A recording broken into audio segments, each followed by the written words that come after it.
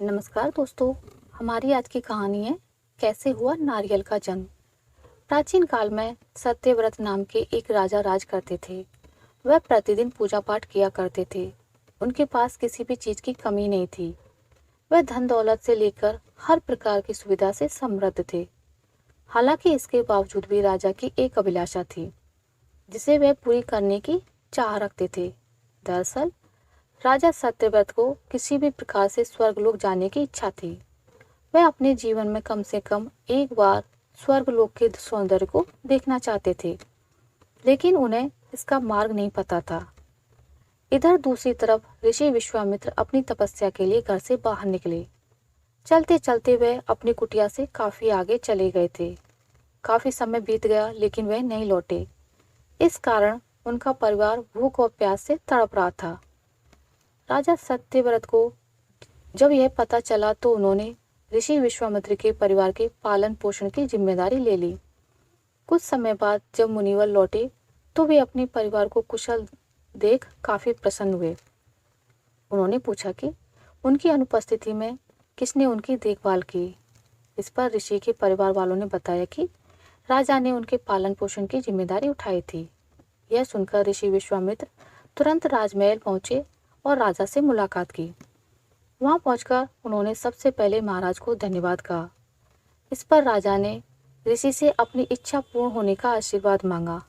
राजा की बात सुनकर ऋषि विश्वामित्र ने कहा, बोलिए महाराज, आपको क्या वरदान चाहिए। तब राजा ने कहा, हे मुनिवर, मुझे एक बार स्वर्गलोक के दर्शन करने हैं। कृपया करके मुझे वहां जाने का वरदान दें। राजा की प्रार्थना सुनकर ऋषि विश्वामित्र ने एक ऐसा रास्ता बनाया जो स्वर्गलोक की ओर जाता था। यह देख राजा सत्यव्रत बहुत खुश हुए।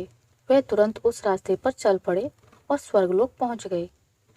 वहां पहुंचते ही इंद्रदेव ने उन्हें नीचे धक्का दे दिया, जिसके कारण वो सीधे धरती पर जा गिरे। राजा सत्यव्रत ने तुरंत सारी घटना ऋषि विश्वामित्र को बताई। राजा की बात सुनकर ऋषि विश्वामित्र गुस्से में आग बबूला हो उठे। उन्होंने तुरंत सभी देवताओं से इस बारे में बात की और इस समस्या का हल निकाला। जिसके बाद राजा के लिए एक नया स्वर्गलोक बनाया गया। नए स्वर्गलोक को पृथ्वी और देवताओं के स्वर्गलोक के बीचों बीच स्थापित किया गया था ताकि किसी को परेशानी ना हो। नए स्वर्गलोक से राजा सत्यव्रत तो बहुत खुश हुए, लेकिन विश्वामित्र को एक चिंता लगातार सता रही थी।